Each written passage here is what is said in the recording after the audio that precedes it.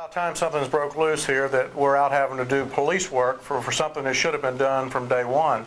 It's my understanding and in my experience that this case should have been broken probably in about 3 days. But here we are 55 days later, and now people in the private sector are pulling up information and taking it to law enforcement. So you consider this credible information, and what are the implications? Yes, we do feel it to be credible information, and I'm sure we'll follow up with it along with other information that we have. And we are still gathering information, and we will turn it over to the family and to law enforcement accordingly.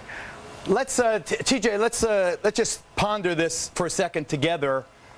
If Josie, Joss, if Joran van der Sloot is with the Kalpo boys at between 2:30 and 3 o'clock that morning, Natalie's not with them. Natalie has already been disposed of, it looks like. She's certainly not back at her hotel. Well, it looks like we have 3 defendants, and 2 of them are still out running around on the street that probably need to be picked up and re-questioned. And Joss, let me just ask you, I keep going to jokes. Jossie, this development, this guy, you swear by this guy. Can you tell us a little bit about who he is? Well, what I can tell you is that he was very scared to go to the police. We had to do a lot of talking with him. And after we explained to him he had nothing to fear, then we took him in. We can't identify him now because he is still a very private witness for the police, and we don't want to do anything to hamper the investigation. Okay, I hear you. Let me go, Joss, let me just interrupt. Michael Bodden, our forensic pathologist, our friend, joins us. He's down in Fox News Central. Dr. Bodden, this eyewitness account kind of trumps the significance of some of the forensics, although if it can all be linked, obviously, it'll be very, very important. But do you put great stock in the scientific worth, the potential merit of the duct tape and hair evidence if it is legit? I sort of agree with what Mr. Ward said. If they had collected this in the first 72 hours, if they collected the clothing from the boys, if they collected the cars in the first 72 hours, then there'd be a lot of really good evidence. If the duct tape turns out to have Natalie's hair on it from the DNA analysis, then that's terrific. And the duct tape, the FBI has the biggest collection of duct tape probably in the world to match all different kinds of duct tape. And one of the things, Geraldo, is the FBI is probably the leading forensic geology laboratory in the country or in the world.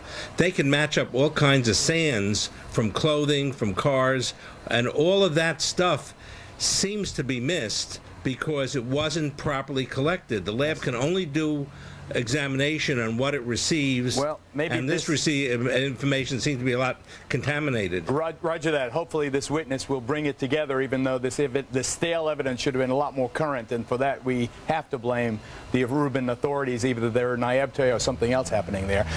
Thank you all. We're going to have much more on this coming up, though, the cruise ship mystery. Much more. Stand by. We're live at large in Aruba, London, California, Florida, and around the world.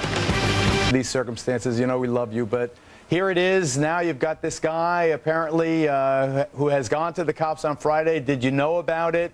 Do you credit it, him saying that Joran and the Kalpo boys seen together between 2:30 and 3 o'clock in the morning on May 31st? What do you make of it, Jug? Geraldo is the first I've heard of it. I got on the island about 3:30 today, and first of all, I'm just so happy to be back with my wife. But you know, this was I was in the studio here with Jossie when he broke the news to us, and no, it doesn't surprise me because all along we've asked what happened between 2 o'clock and 4 o'clock that night.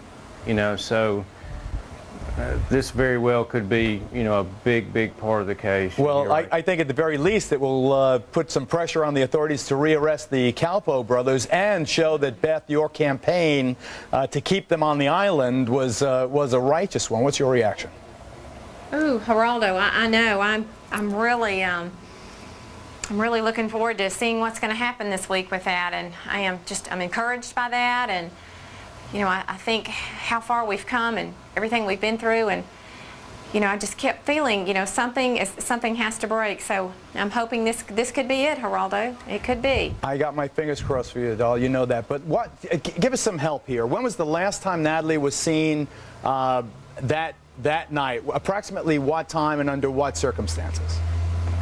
I'd probably say it was somewhere between 1 and 1:30 on the morning of the 30th, and she was just seeing, leaving Carlos and Charlie's and entering into the car with Deepak and Satish and Urine.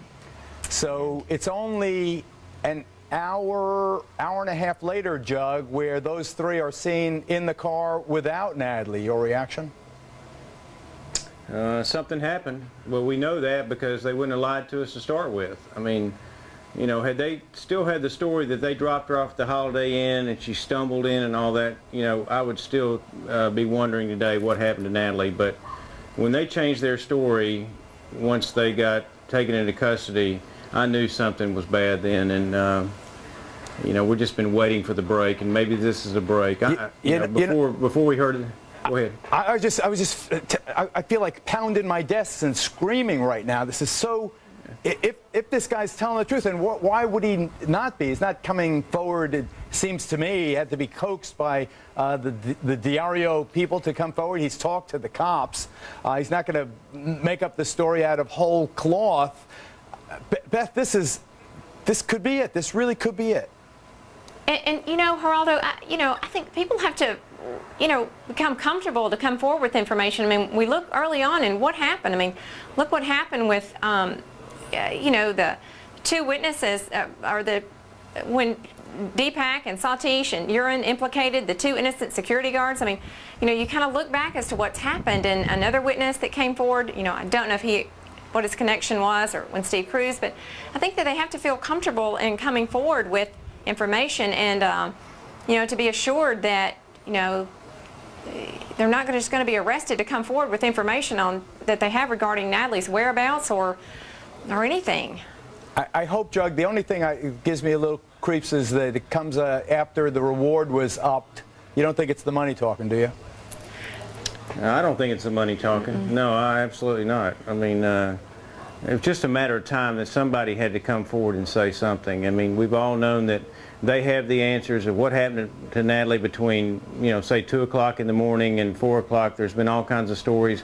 I will still say, until this thing is over with, the father is involved in this. I've said it from the beginning because there were conflicting stories the night that we were there between, what he said he did as far as picking up his son at McDonald's. And so they need to keep digging. I've got a private investigator. He needs to keep digging at that because there's some answers there. We'll get them. And Geraldo, I really feel that these witnesses that can come forward, they have to have somewhat of a trust and comfort level when they do finally come forward. I think it can just take a little time.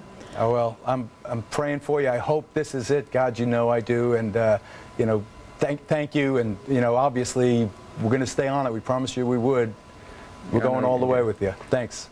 Okay, thanks. Thank you. Thank you, Geraldo. Now, folks, meet Henk Bandera. He's a reporter for RTL4. It's a popular Dutch television network, reporter-producer. We invited on board tonight to see if Holland is hearing more than we are about the progress in the DNA testing, for instance, of that duct tape with the 4 blonde hairs supposedly attached. Henk, welcome. What do you hear?